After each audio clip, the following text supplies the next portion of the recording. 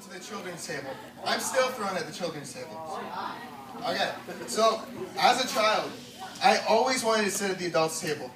And I was 7 years old. It was my 7th birthday. And I was like, I am going to ask my dad to sit there with him. And so I went up to him and I was like, Dad, I really want to sit with you at the adults' table. I'm old enough. I'm mature enough. What do you guys think he said? Did he say yes or no? No.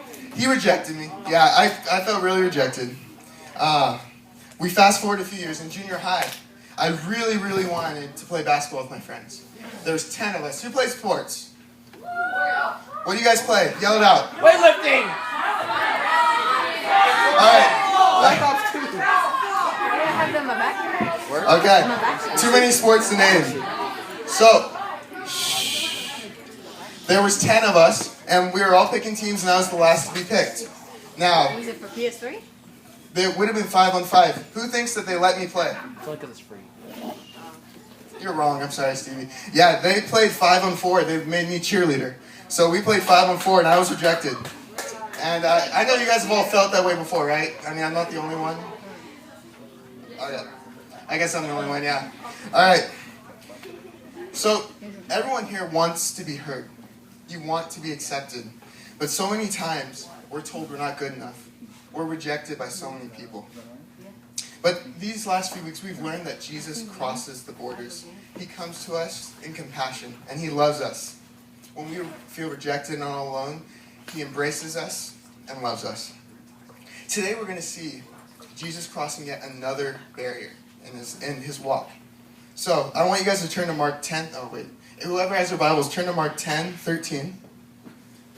And I want to set up the scene for you guys a little bit. The disciples, they've been traveling. They're exhausted. They're tired. Jesus has done many miracles. And they're just traveling, minding their own business.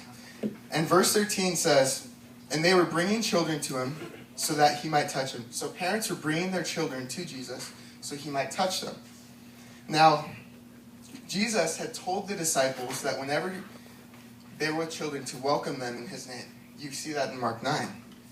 But if you read in verse 13, it says, but the disciples rebuked them. So the disciples rebuked the children that came to them. Now, rebuke is used in the Bible for casting out demons.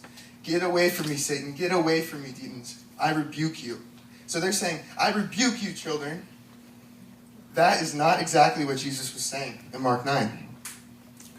So these disciples are saying, they don't belong here. Just go sit at the child's table. You don't belong with us adults. So why do you guys think they were doing that?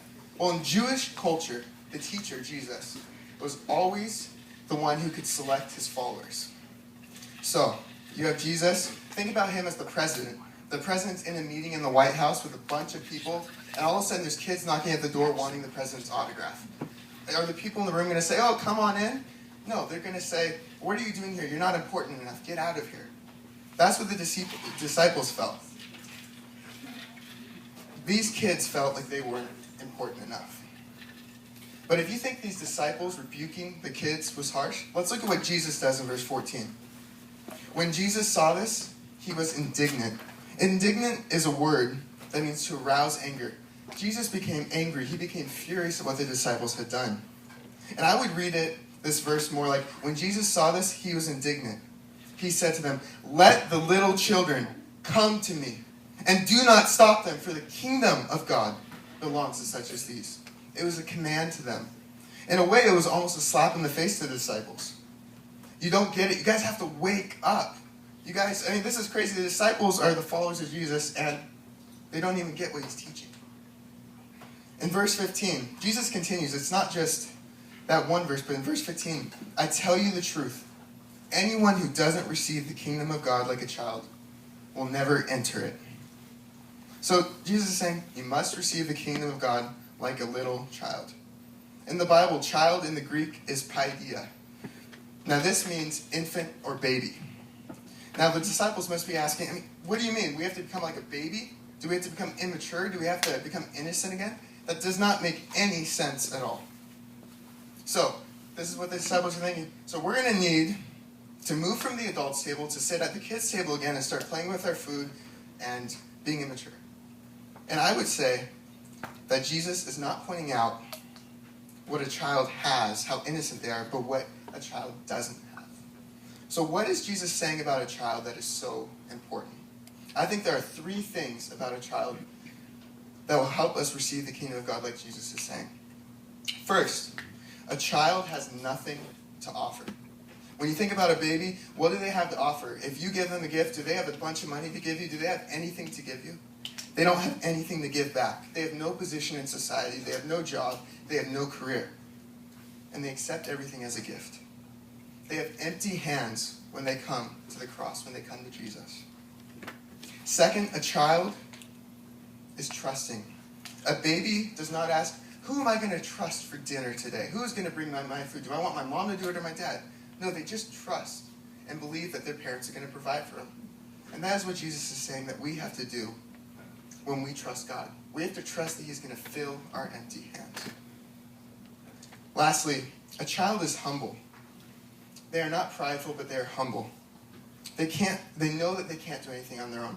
I remember, again, when I was 7 years old, I wanted to paint a part of my bedroom wall. There was a nice big piece of paint peeling, and I was like, I want to have this painted. And I asked my dad, and he's like, all right, we'll do it once I get home from work. Well, I decided that I could do it all on my own, and I got the paint out, and I stood up on my bookshelf, and I was reaching up trying to paint it, and I knocked the paint over. I fell over, made a huge mess, and made a huge problem. My dad comes home, and I'm just like, Dad, I got this problem. I made a huge mess, and I need your help. And so he came in the room. And what he did was he didn't only paint that one spot, but he painted my whole entire room a new color. He gave me a new flooring, and he gave me a new shirt because I had ruined it with the paint. This is sort of like what God does. This is what God does through Jesus Christ when He brought us salvation. We had a problem, sin. He sent His Son, and He fixed it for us. But not only did He fix it, but He made us completely new. He made it even cooler than we could ever imagine. And His compassion for us will never end. When we come to the cross with empty hands, when we trust that He will fill those empty hands, and when we know that we can't do it on our own, that is the kind of faith that God is calling us to. It is a childlike faith, not a childish faith. So I want you guys to transition to your small groups right now and to discuss, when you have a childlike faith, what will that look like in your life? What is God calling you to bring to the cross, as we did last weekend? So if you guys could break up and talk about that, we'll come back together in 15 minutes. Okay, so let's open Mark 10 up again as we come back over.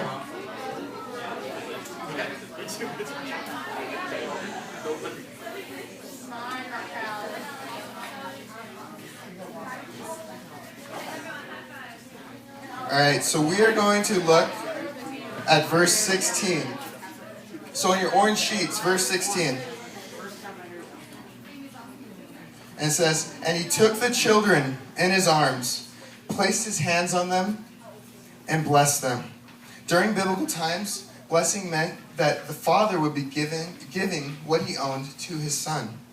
So Jesus is saying that these kids, a person who has childlike faith, belongs to His kingdom because they have empty hands, because they're trusting, and because they're humble. Now, life has been really hard for me lately. Elementary school, junior high, high school. I was bullied ever since I was in kindergarten, day in and day out. Didn't have any friends. I was alone every day of my life. And I didn't know where to turn, and I felt like I had nothing. And when I came to that place of brokenness, I found that there was nothing I could do to change that place. And so I read this passage, and I found that as I started to develop this childlike faith of coming to God with empty hands, trusting that He's going to fill me even when the world can't, and being able to come humbly and say, I can't do this on my own, He began to fill me. He began to bless me. And today I'm able to say that He has blessed me abundantly with the ability to have a joy, that He is all that I need, and that He will always be there no matter what the world does. On Sunday morning, many of you came, and many of you came up to the cross. You laid your burdens down. You guys showed what it was like to have faith like a child. You came with empty hands and gave everything you had, all your hurts, all your pains. And God was able to fill you through that experience. As we go into worship, and as I invite Stevie back up here, Remember that Jesus breaks every rule in relationships.